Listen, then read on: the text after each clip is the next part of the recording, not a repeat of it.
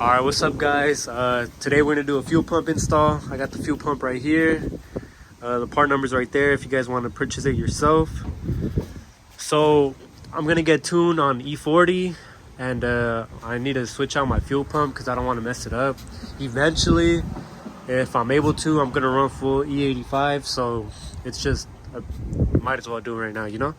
So yeah, let's get to it. Alright guys, don't mind the mess, but you gotta remove the seat cushions. You just pop it off right here and over there. Gotta get that side, but you just pop it off and then we'll get to the pump. Alright guys, so now that you have it off, what you're gonna want to do is get a heat gun and a flathead. You're gonna want to heat up the outer edge because there's a sticky gooey stuff, and if you just try to pop it off like that, it's gonna be a lot harder. So use a heat gun and the flathead. All right, so what I found easy to do, once like this part's already lifted up, just start heating up and start pulling. Oh fuck, that shit's sticky as fuck. Just start pulling it off. You see all that gunk right there? Damn, that shit's dirty as fuck. But yeah, I got it off, so hold on, give me a second. All right guys, so you're gonna see this this clip connected. Once you get the chance, disconnect it and put this to the side.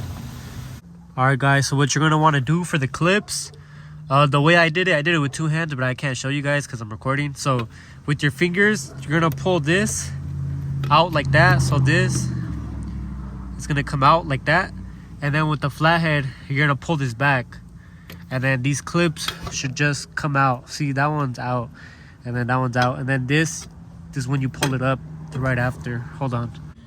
All right, so you have to pull the whole thing off and then it just pops right out like that. So same thing to the other side. All right, so after you pull both off, you start unscrewing all of those. All right, so I take that back. Don't do that. Use a 8mm socket and just start breaking these hoses loose. Louis told me, I didn't know you could use an 8mm socket. I was struggling, but yeah, do that. It's way easier.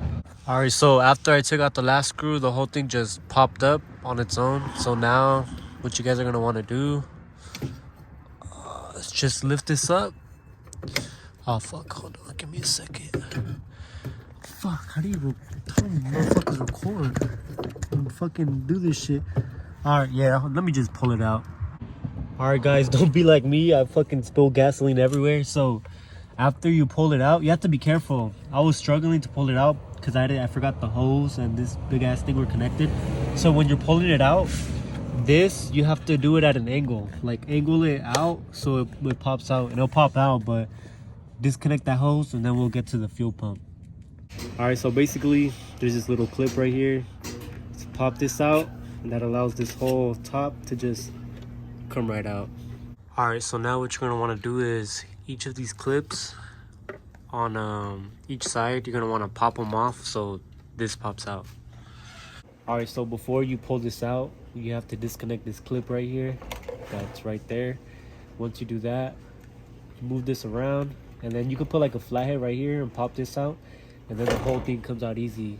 And just disconnect the fuel pump connector, whatever the fuck this is. And now I'm trying to get the fuel. All right, so the way you take the fuel pump out, so it's gonna be in here,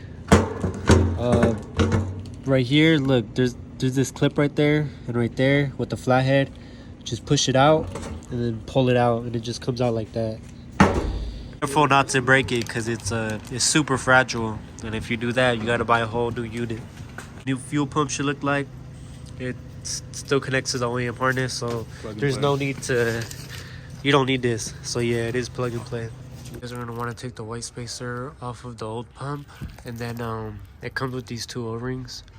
You can use dielectric grease or moly grease to to put them on there, or in my case I don't have that, so I'm using Vaseline or petroleum jelly, or you can use motor oil, like if you don't have none of that. There should look something like this, and then you put the filter.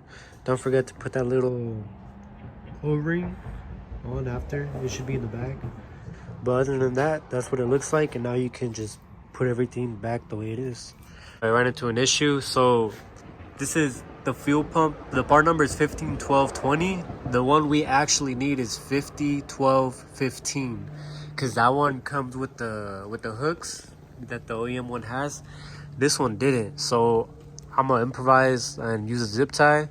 So I mean, it should work. It's no more play, because before when I would wiggle it, it'd move a little bit, but now it doesn't move at all. So just if you guys are gonna buy it, get 501215. That's the one that fits our cars, because this one's meant for an ISF, and you know they thought it was the same thing, but well, I figured that out. So yeah.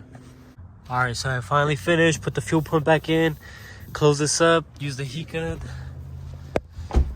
Ooh, I added some coolant because of my whole situation. I got coolant all over the floor, got a new cap, got the intake, it's connected, everything should be good.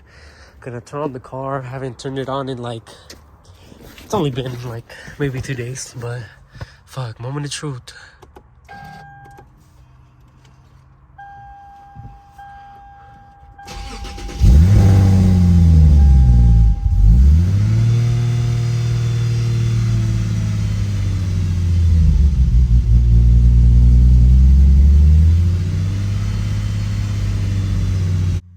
All right, so basically, what happened was the yellow clip, I didn't put it on right, so the hose on the right popped up.